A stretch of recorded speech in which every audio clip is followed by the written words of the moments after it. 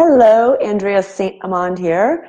So I want to talk about being jealous of normal people. Anybody out there ever felt that way? I know the cliche is that we're all unique and we're all special and we all have our own unique gifts and that everybody has problems and everybody suffers failures. Oops. But doesn't it just seem like some people tend to toe the line and fit in better than the rest of us? It's like they had normal childhoods.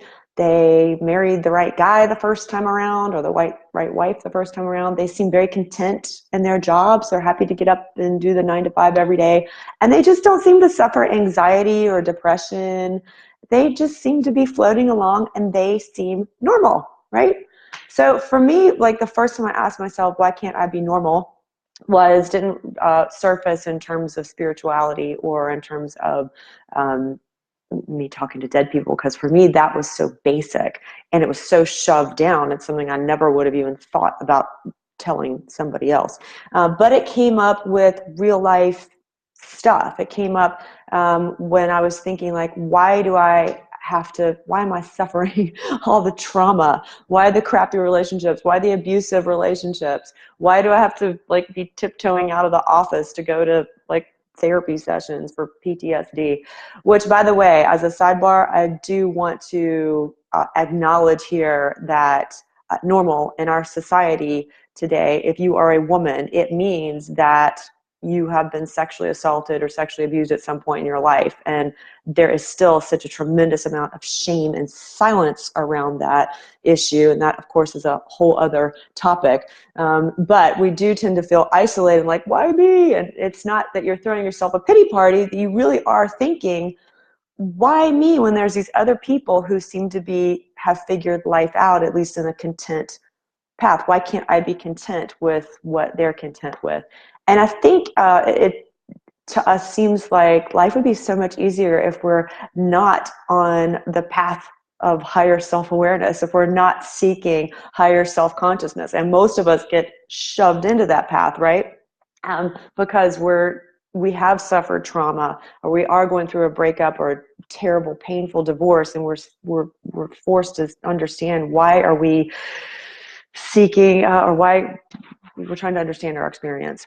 But that path of higher awareness and higher consciousness certainly seems to be the rockier path, doesn't it? Wouldn't it be better to just be normal? The problem is, the more you do expand into higher awareness and higher consciousness, the less capacity you have to go back and live a normal life, right? So you are literally expanding, and then on Monday morning, you're having to put yourself into a job you've outgrown, or you're having to go home in the evening to a relationship that you might have outgrown. So that's painful. Imagine, physically, that you're out living large, and every Monday morning you have to go put yourself in a coffin box that's too small for you.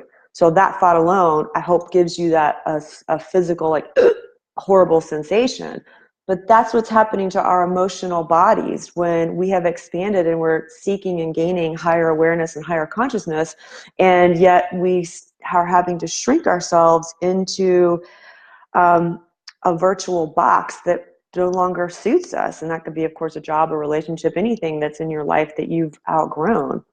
That causes anxiety and tension.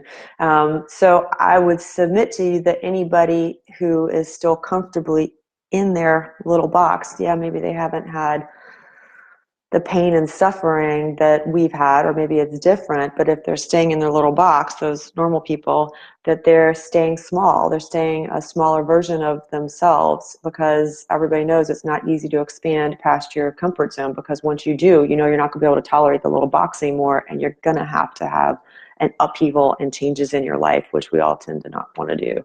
So if you're still watching this video, I commend you because it means you've taken that step toward seeking higher expansion, higher awareness, and higher consciousness. And so when you are sick and tired of trying to fit yourself into the tiny box that society likes to stuff us into, when you're tired of the anxiety that comes from that, and when you're just tired of living a life that you've already outgrown, then private message me. because I can get you the same results I've gotten all my other clients. And you and I working together will change the world one person at a time. We can have a tremendous ripple effect. So, hi Phyllis, hi Kim. I'm so glad you're here and watching this. I know you guys totally get what I'm talking about. Yes, it does feel like a coffin. And it's very hard to see. Kim says, sometimes I think it's hard to see from the outside. It is. It's hard to see both ways. So if you're in the coffin living a normal, small life, it feels really comfortable. You don't want to get out. But when you're shoved out and you're tiptoeing out of the office to go to therapy appointments, you're like, why do I have to do this? All right, guys, thank you so much for watching. I look forward to hearing from you. Mwah. Bye.